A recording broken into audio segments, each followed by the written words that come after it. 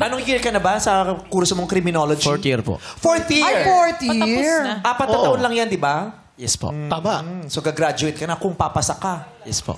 Gusto mo talaga mag-police? Yun talaga yung Hindi, gusto niya maging kriminal. Kaya pinag-aaralan niya na ito kung paano siya makakatakas. Kaya pala criminology. Kaya Grabe naman yun. Criminology. Ano naman, bakit ka nag-nursing? Kasi gusto kong maging ano? Pasyente, di ba? Baka gusto maging ano? Ano? Teacher. Sumagot ko! Gusto maging teacher tungkol sa nursing. Fourth year.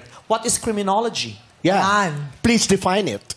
Criminology is the crime Study? is study of crime. And Yeah.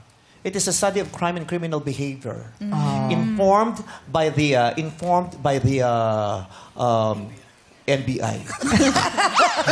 No, it is a study of crime and criminal behavior informed by the principles of sociology and other non-legal fields such as psychology, economics, statistics, and anthropology. Ang galing mo. Nag-criminology ka ba? Pinag-aralan namin yan dati. Napakahusay. That is the general description.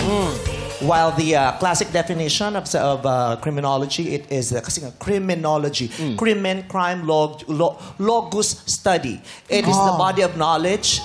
It is the body of knowledge that that is very interesting. Yeah. Nantay ko yung kasunod Pero at least alam mo. It is a body of knowledge regarding crime as a social phenomenon. Galing. And its scope of the influence or its scope of study includes the creation of laws, the creation of laws, and the reaction of the breaking of the laws. Ang galing mo. so, inaaral din ba dyan yung parang, kumbaga, nahuhulaan nyo na ba yung thought process ng mga criminal? Yeah, criminal behavior. Criminal behavior. Paano Ayun. malalaman? Kaya may psychology, kasama dyan ang Kasama psychology, yun. economic statistics, and anthropology. Including sociology. Oh, did you know that? Yeah? Yes po. Very Yes, good. very good. Very good. Kayo ba meron kayo instinct na sa unang tingin, ay, criminal? Kita ko lang sa'yo, kahit hindi ako nag-criminal.